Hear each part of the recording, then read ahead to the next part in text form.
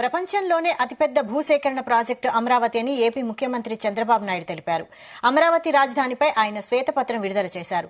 29,000 మంది రైతులు 34,400 ఎకరాలు రాజధాని కోసం ఇచ్చారని ఆయన గుర్తు చేశారు.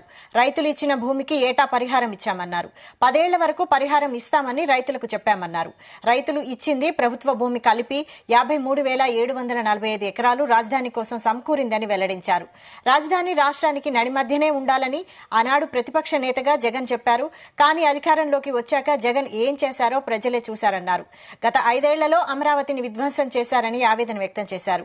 ఏపీ భవిష్యత్తు కాంక్షించేవారు అమరావతిని ఒప్పుకోవాలన్నారు. అయితే 3 రాజధానుల పేరిట విధ్వంసం కుట్రలు జరిగాయని చంద్రబాబు విమర్శించారు. భవిష్యత్తును ఆకాంక్షించే ఎలాంటి వ్యక్తి అయినా సరే, అతను కరుడుగట్టిన ఉగ్రవాది అయినా సరే దీనికి ఒప్పుకొని తీరాలి. ఈ నియమనాలతో నాకు అర్థం కావడం లేదు. ఆఫ్టర్ బైఫర్కేషన్ మనకు రాజధాని లేదు. రికమెండేషన్స్ ఇచ్చిన కేసీ శివరామకృష్ణ ఇచ్చిన రికమెండేషన్లు కూడా చూశాం. అటు విశాఖపట్నం మొదలుకొని కర్నూలు వరకు అధ్యయనం చేశాడు.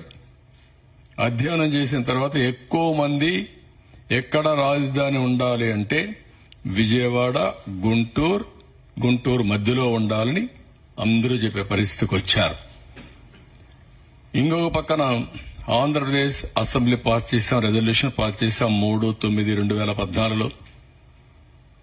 ఇక్కడ మీరు చూస్తే సెంట్రల్ అడ్వాంటేజెస్ అని చూస్తే, 1 సెంట్రల్ లొకేటెడ్, 2 ప్లాంట్ సిటీ కట్టుకోవచ్చు మోస్ట్ లివబుల్ సిటీ కింద, సెల్ఫ్ ఫైనాన్స్ ప్రాజెక్ట్ కింద.